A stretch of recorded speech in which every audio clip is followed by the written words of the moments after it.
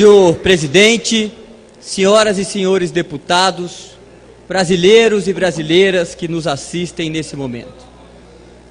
Eu quero aqui dedicar minhas primeiras palavras a um agradecimento profundo ao meu bom povo de Mato Grosso, que confiou em mim a oportunidade, a responsabilidade de bem representar o meu estado neste momento histórico da nossa nação.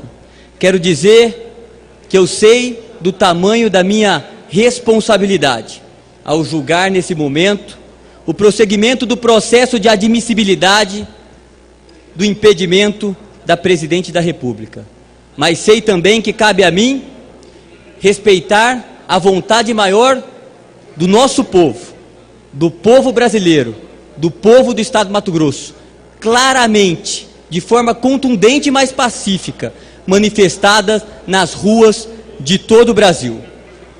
Neste domingo, senhoras e senhores deputados, a Câmara dos Deputados será chamada à sua responsabilidade constitucional de julgar o prosseguimento do processo de impeachment da presidente Dilma Rousseff. A decisão da Câmara não se limitará apenas a julgar este processo de impeachment, mas decidirá, sobretudo, qual futuro queremos para o nosso país.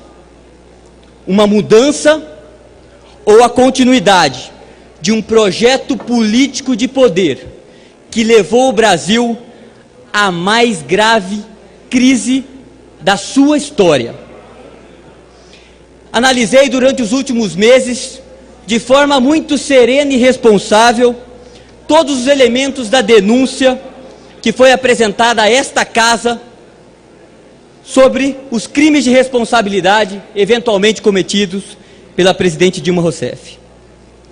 Posso dizer que tenho hoje a convicção de que esta presidente cometeu sim os crimes de responsabilidade previstos no artigo 85 da nossa Constituição Federal, ao atentar contra a lei orçamentária brasileira e a lei de responsabilidade fiscal.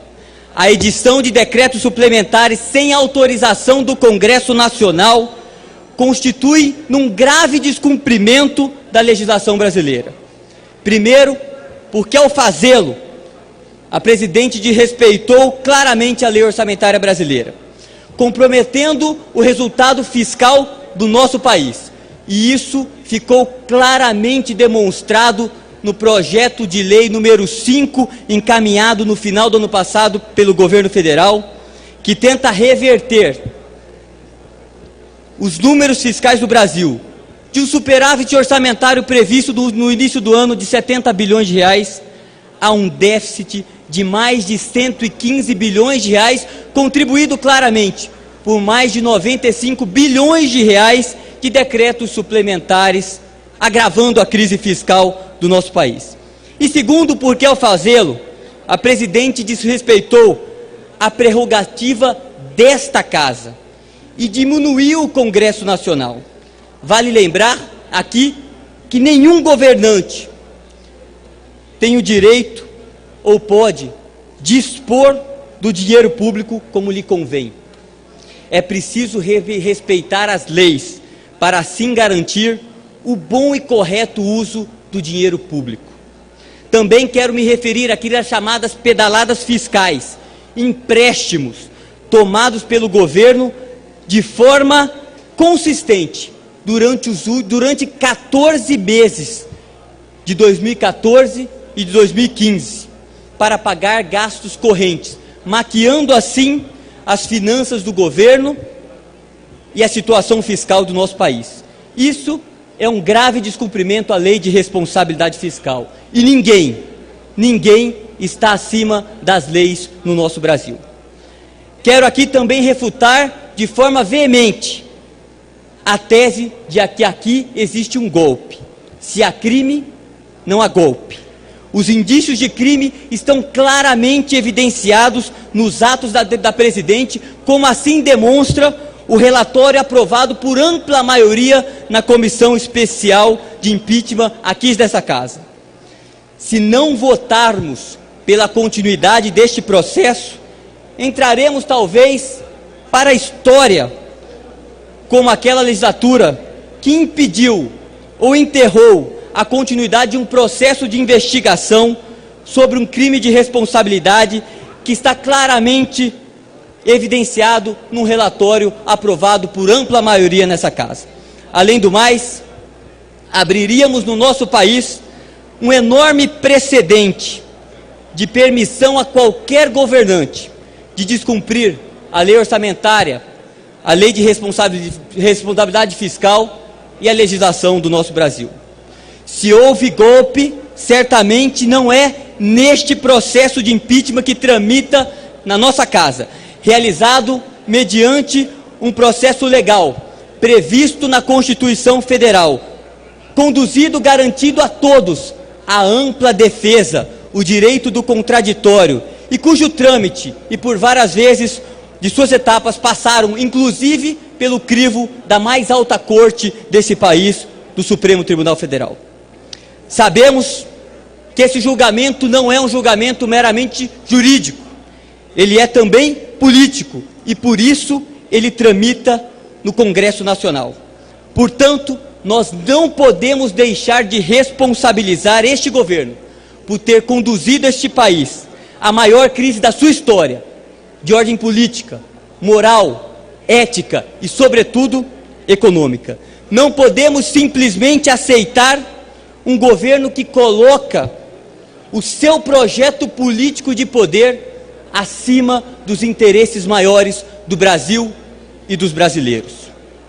E isso ficou claramente evidenciado no processo eleitoral de 2014, quando a então candidata presidente Dilma Rousseff omitiu e faltou com a verdade à população brasileira sobre a real situação do país, bem como suas propostas ao nosso país. De que não haveria aumento de impostos, de que não haveria aumento de combustível e de energia elétrica, de que a situação do Brasil, fiscal do Brasil, estava sob controle e de que os programas importantes dessa nação, como o FIES, seriam preservados. Além do mais, o governo utilizou da máquina pública, dos recursos públicos, do dinheiro do cidadão brasileiro, para maquiar a grave situação econômica e fiscal do Brasil. Somente no setor de energia foram gastos mais de 50 bilhões de reais do Tesouro Nacional para baixar artificialmente o preço da energia do Brasil. Passadas as eleições, a verdade veio à tona e trouxe consigo o sacrifício e o sofrimento de milhões de brasileiros. A conta da energia subiu mais de 50% em 2015. A gasolina tem hoje o maior preço da história deste país, mesmo com o preço do barril de petróleo sendo o menor dos últimos 10 anos. A inflação atingiu patamares superiores a 10%, destruindo a renda das famílias brasileiras. O Brasil perdeu o grau de investimento, o selo de bom pagador, afastando investidores e investimentos desse país. O PIB caiu por 2 anos consecutivos, algo que não acontecia desde a década de 29. A incapacidade de gestão desse governo destruiu a maior empresa estatal desse Brasil e impôs um déficit primário às contas públicas de mais de 100 bilhões de reais, o que compromete claramente a nossa capacidade de investimento e ainda leva o brasileiro a pagar uma das mais altas cargas tributárias do mundo, sem ter direito a serviços públicos minimamente digno de educação, saúde e segurança pública. Se o quadro presente é desolador, o futuro é ainda muito mais preocupante, pela ausência de recursos disponíveis para investimento em infraestrutura, educação e ciência e tecnologia. Não poderíamos deixar de mencionar aqui cerca de 10 milhões de brasileiros desempregados no Brasil, que talvez seja este o maior castigo para a família e também para o país. Chegamos nesse momento num país em paralisia completa, desesperançoso, desacreditado, afundado numa crise moral e ética sem precedentes.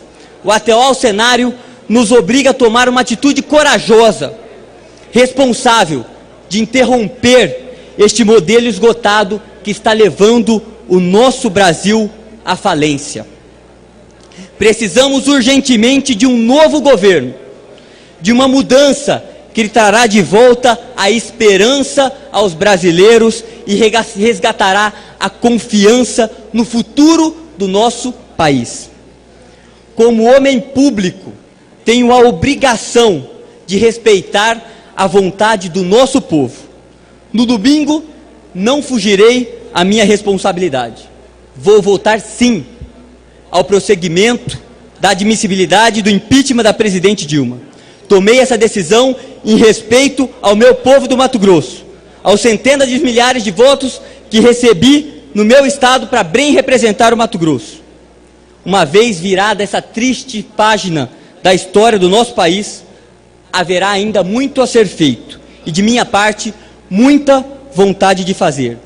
Temos que pacificar o Brasil, acabar com a crise política do nosso país, unir o nosso Brasil e trabalharmos juntos por um futuro melhor ao Brasil e aos brasileiros.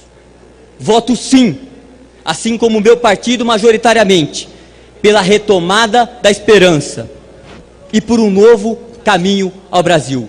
Nós não vamos desistir do Brasil. Muito obrigado, senhor presidente.